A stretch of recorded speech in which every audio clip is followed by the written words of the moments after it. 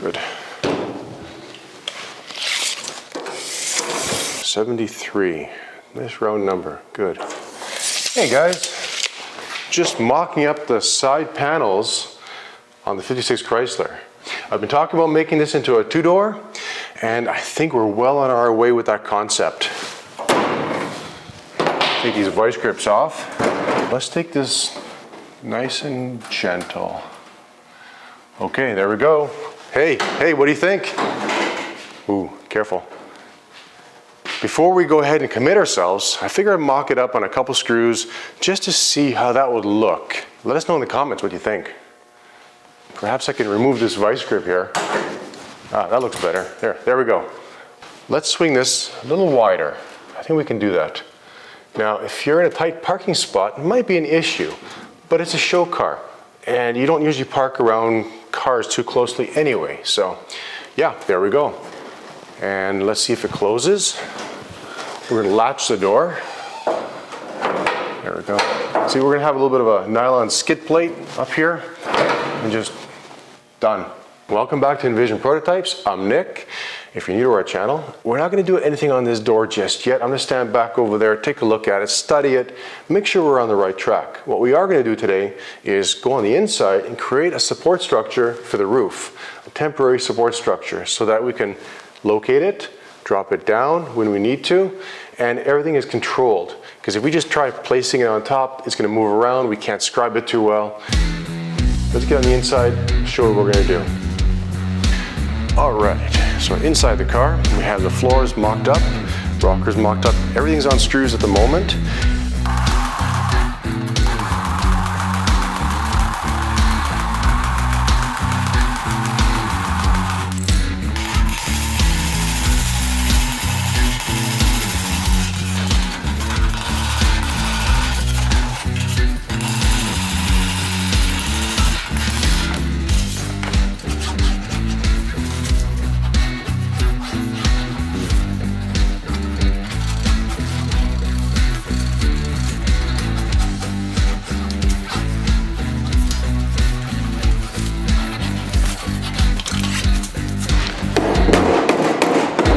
Alright guys, well there's stage one complete. 4 floor sections, formed up, fitted, bead rolled, and installed. We will have to take everything apart, epoxy primer the inside of the panels, do all that stuff. But right now I just want to move forward, get all the panels shaped up, establish things like the doors, where the post is going to go, where the roof is going to go, and all that. And well, as you can see, the rear door has been stripped out. We pulled the skin off, and that's just mocked up. And the front door, we've gutted that because we need to take that jamb and move it back. Now, a while ago, I promised that I'd do a little video on the mechanisms on the front and rear doors, specifically the rear door, because that was very unique. Here, check it out.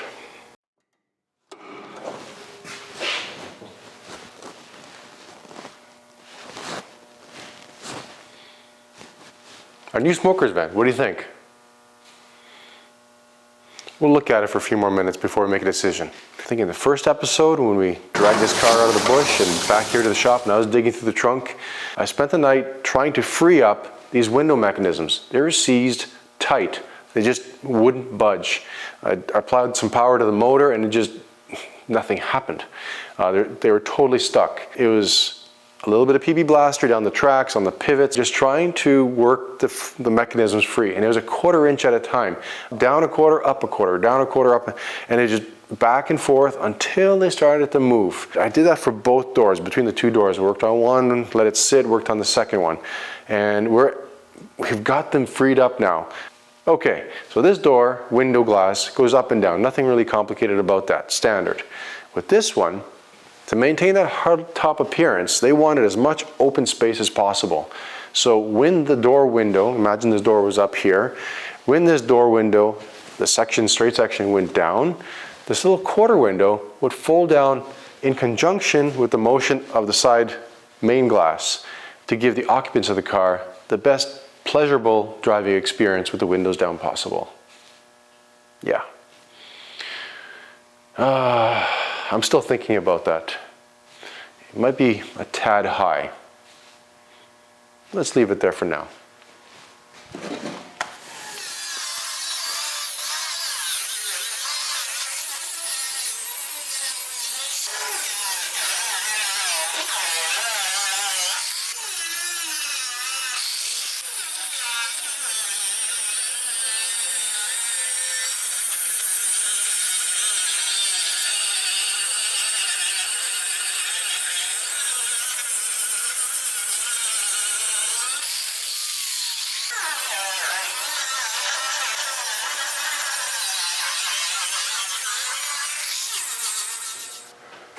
So what you just saw me doing is grinding the hemmed edge so that we can remove this door skin as one piece. I'm not trying to get in behind with chisels and drill bits and whatever at the moment to separate that hem from the inside, because it's rolled over pretty tight, and I don't want to mangle things. I want to keep this door skin as less mangled as possible. Ignore those dents in the hole there. That's not a big deal. We need to strip this door skin off this door shell in such a way that we maintain the shape of the door. This is going to be our pattern for the new door. To try and fix fix the bottom, it's pointless to try and resurrect it. It'd be a lot quicker to form up, shape up a new door. And that cardboard there, there's a reason for that. I'm not sure if you guys ever experienced getting your car back from a repair shop and having the glass splattered from hot sparks. I'm going to continue grinding and separating this edge until we see more of this happening. See that separation there? And essentially, after we're done, this skin is going to be hanging off the top there. I'm going to put a cut through here because to pull the skin off properly, I need to remove the vent window, smoker's vent. And if I did that, then, well, we wouldn't get a chance to see how these window mechanisms operate. Yes, sirree, Bob. So, I'm going to keep grinding and grinding very carefully with the flat of the grinder disc until I see more of this happening and the skin becomes free and basically comes off the door. Now the other thing, I do have to be careful that I don't grind away the flange on the structure, because that structure is nothing wrong with it. We're just going to extend this door back a bit and then use this door as a template. Good thing we don't have to make two of them, just one front passenger door. And we're going to use this driver's side as a template.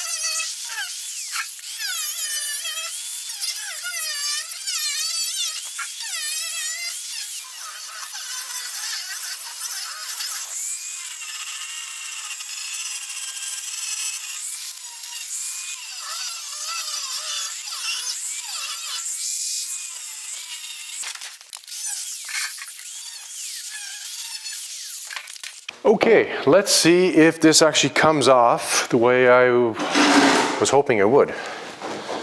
We've got a lot of separation, and what was that?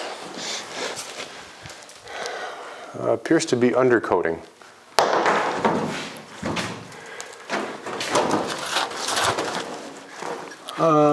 Yeah, a little more there.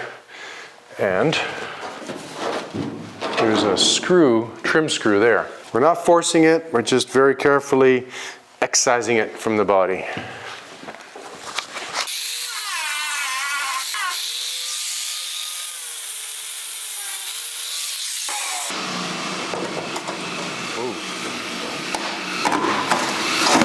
Oh, wow, there we go. One door skin, and as promised, the window mechanism. So I'm going to get this door up on the table, and we're going to do the same thing to this. I'm just going to take it apart off camera, get it apart, and then we'll set something up, hot wire everything together, and give you guys a show.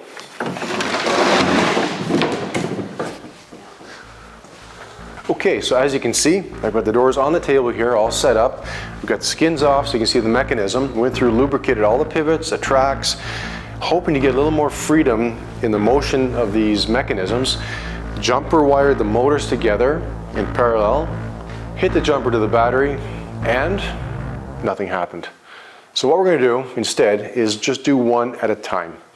This one is pretty straightforward, nothing really special about it as you can see, but that one there, that one's very unique as you will see. All right, so I got the jumpers on.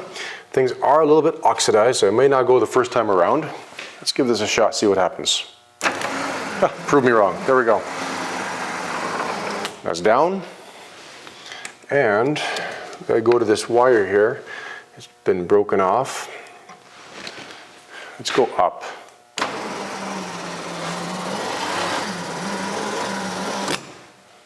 Pretty cool, but not as cool as what you're about to see on this one.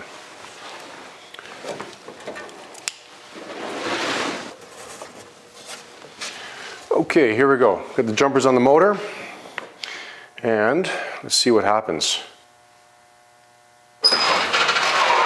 Ooh. It doesn't sound too good, doesn't sound too healthy, but that motion, I always get a kick out of it doing what it does. Let me know what you think. Put it down in the comments. Let's see if it goes up now.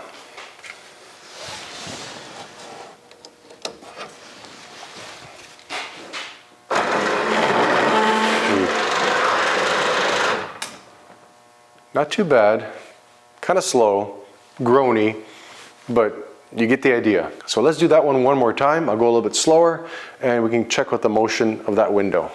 Let's bring you guys in a little closer. You can check out how the mechanism actually moves around inside the door.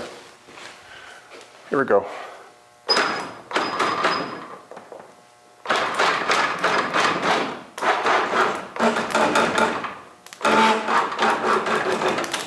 That's it. Let's change direction.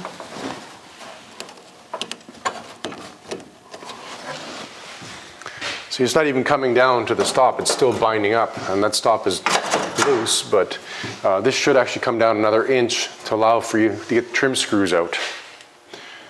Don't ask me how I got those out.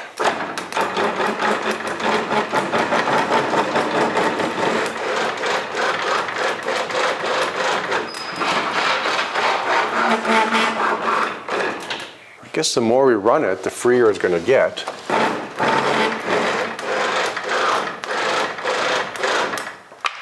There we go. All right, so I'm going to take and strip these doors down, take all the mechanisms out, take the glass out. We'll get this front door mounted back on the car so we can prepare to make a cut somewhere here to lengthen it and set the post up so that we can actually start rebuilding this door.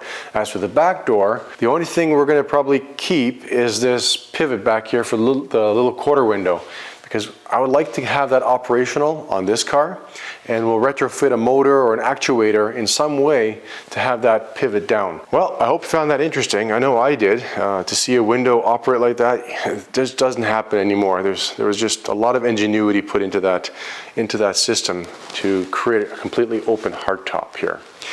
Now, looking at this structural box tubing, we're going to create a base with two uprights. They're going to come up, front and back, to support the roof. Then we'll take some box tubing like this, cut them into pieces lengthwise so that we can lay them over top of this box tubing, clamp it, so we have an adjustable jig that we can move up and down, front and back, to establish the height. I was going to cut one into 4, but I think I want a little more clamping area, so we're going to create 4 out of 2. And use a plasma, cut this all up, and we'll set up over here and weld everything together. And there's something peeking out from under the table. See that? That's the roof. So hopefully we can get that up on the car today after we lay that windshield back.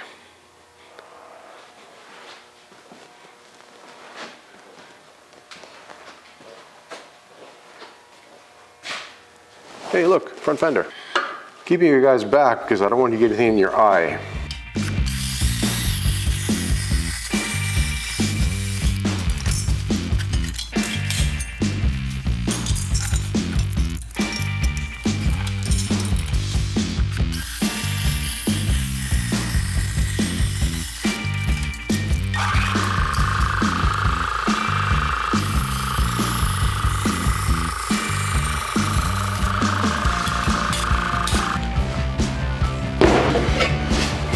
have the two uprights. The bottom piece is going to sit on the floor of the car. And we're just going to keep things really simple.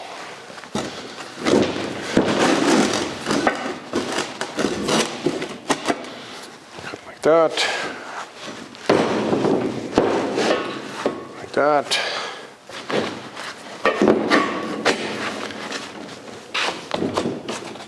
Flush up the end.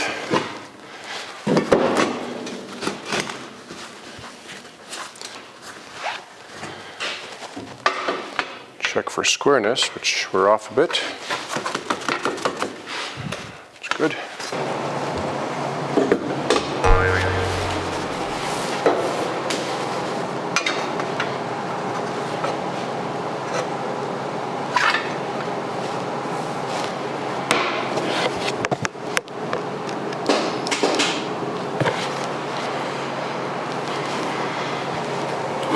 Wood is a non-conductive material.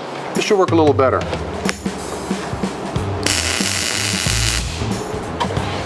Let's go on the inside. Right on.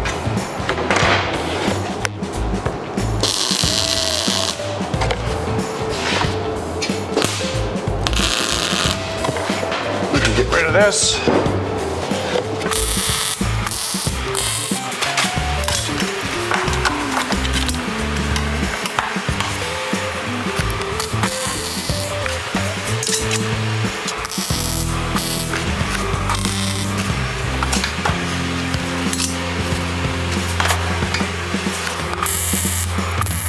I'm going to grind all this apart later on. I only need it for a little while.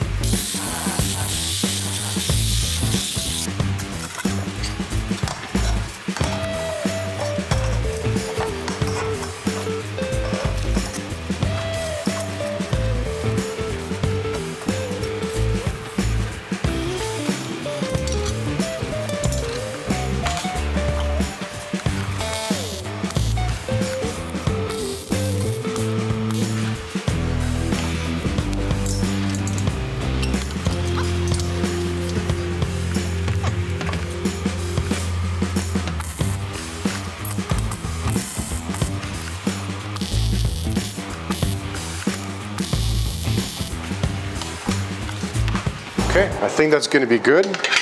We are square and square. Should I put some on the other side? I think so.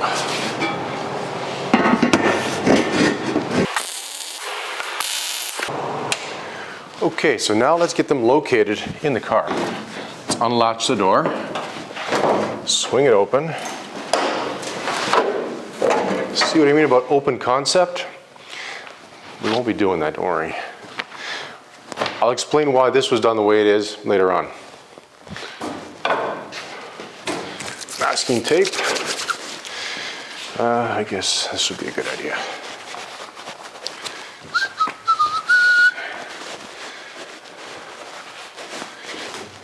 Okay, this is the driver's side.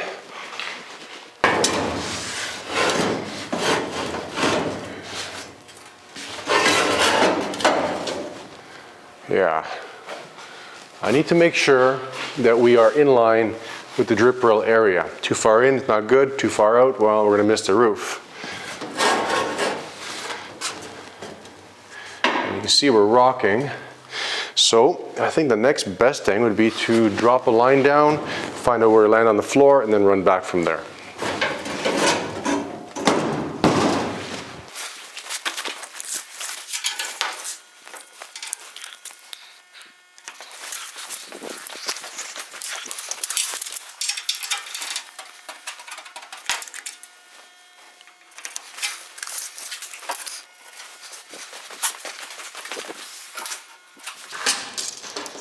Undercoating. Stuff is just popping off the back sides of the doors. So that, and I'm not sure if you can see from there, but lots of rust. So this whole lower half is done. This isn't too bad up here, just a bit of surface rust, but down here you actually see daylight through the panel. Now, we need to get those uprights plumbed up. Can't really clamp it, so we'll tack them in place as we go.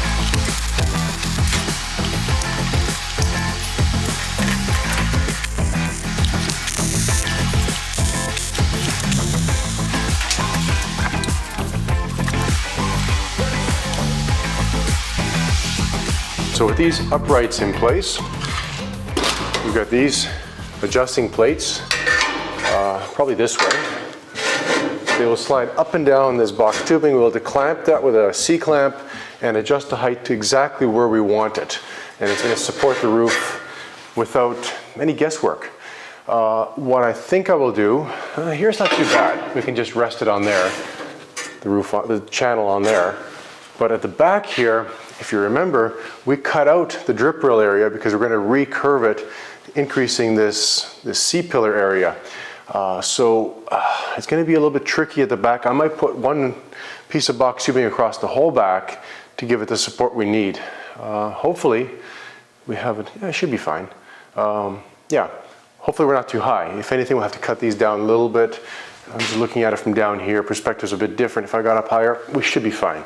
We need to take that front windshield surround, brace it, cut it, and angle it back because our roof is too long and it's going to shoot past. And right now it's going to bump into that area. So by lowering it down, it'll shoot past, and then we'll have the clearance we need to do what we need to do to get everything positioned. This is no means, by any stretch, a modern day vehicle. It was built in 1956. Things were different back then. Designs were different back then. Yes, I get it. And what I'm about to say is probably will get me a little bit of flack online in the comments. If you look at a modern day car, and you look at the angle of the windshield with respect to the front spindle, in most cases, it's a straight line, continuous line. From the glass through down to the front wheel, the center of the front wheel. Here, if I try doing that, we've got a dog leg right there. And that's kind of putting a kink in that line. What we're proposing to do, and it's going to help us with the height of the roof, is lean that post back a little bit more. Don't need much. You see, if I connect the surface of the glass, it's kind of hard with that angle right there. We're sitting about 8 inches back from the front spindle.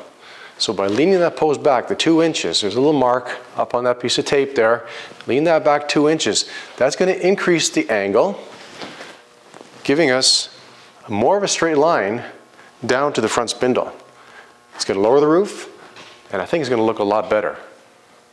To do that, we need to do a little bit of cutting. I don't want to be cutting glass though. We're going to be cutting sheet metal. I'm a sheet metal guy. We're taking cut this front cowl through here. Now a little bit earlier, I went ahead and drilled out all the spot welds on the inside, cut the welds they had there with the zip blade, just relieved all the structure that held that post and that cowl area on the inside together. What is left right now is to cut this area through here. Hopefully I won't mess things up so bad that we have to lift it back up and re-weld everything, because that's going to mess the roof line up. Once we lay that back, we're going to have to take and straighten this area back up. I've got a datum line That end of the rod there is the starting point. 2 inches back is going to be, on the tape line, is the new location. On the 51 Ford that we did something similar, but we weren't working with a curved windshield. It was flat glass. So we had a different technique where we heated up the corners and rearranged things that way. In this case, we need that windshield to stay intact, the shape of it to stay original, so that we're not cutting glass. To find these windshields, they're like a houndstooth. They're almost impossible to find. So let's get the saws out and start cutting.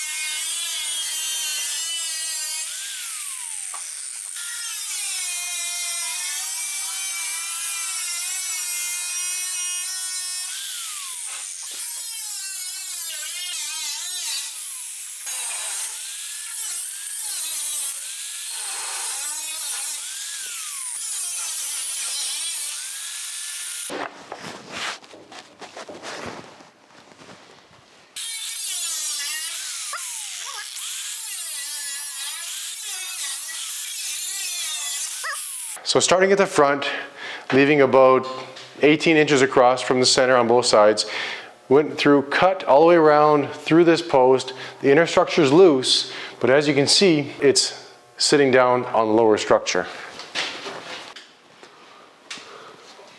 So because we're putting this bottom up over the top of the other one, we want the top to sink in there. So to allow that, I'm thinking we cut the corners down a little bit, open it up, open it out, and let it sink inside.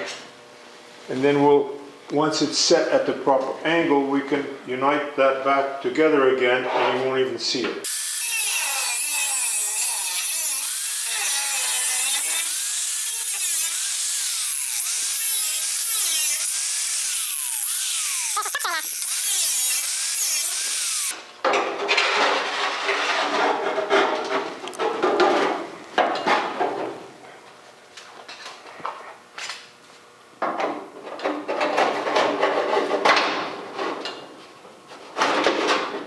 Okay, here we go. Okay. Hey, don't tell Vic we're using this.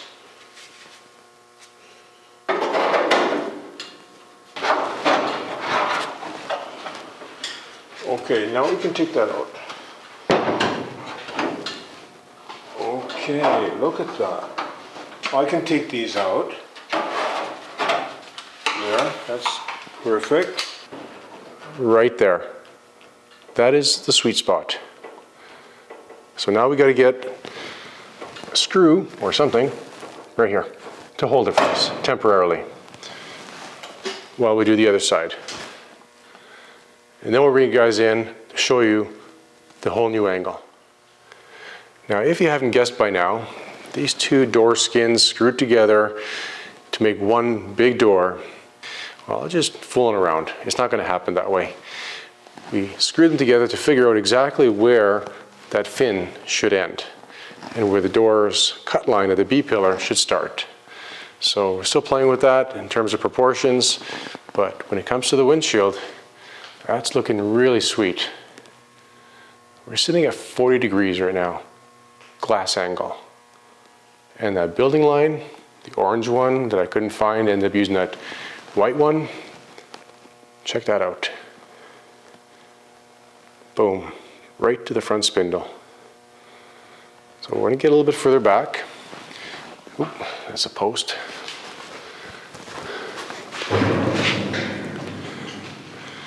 There we go. New proportions. Now give us a few minutes. We've got some structure there up inside, and we're going to throw the roof up.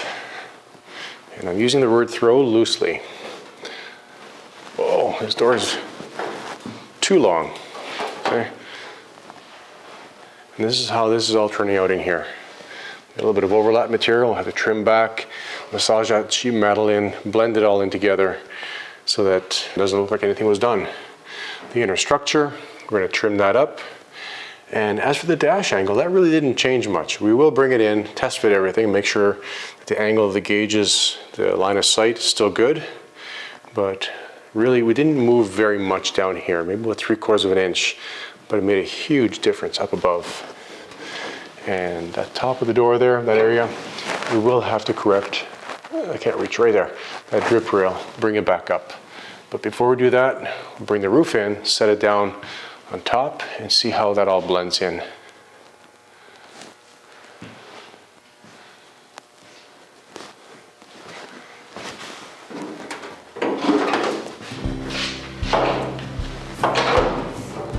Let's take a look from back here. Okay, so that was almost 11 inches taken out of that area there, and 8 inches ahead of the wheel.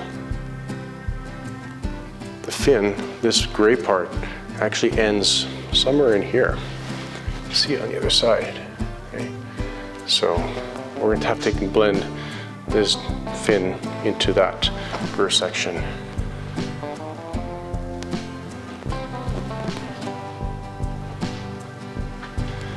I think we've nailed it.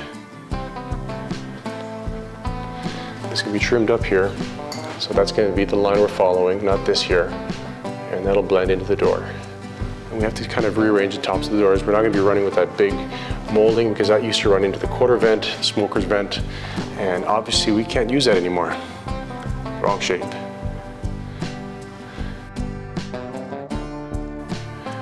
Okay, let's get the roof up. So thanks so much for watching. I hope you enjoyed this episode. If you did, let us know in the comments. Hit the like button. And if you're new to our channel, hit that subscribe button. We have a lot more to go. As you can see, things are really shaping up. Thanks again, and take care.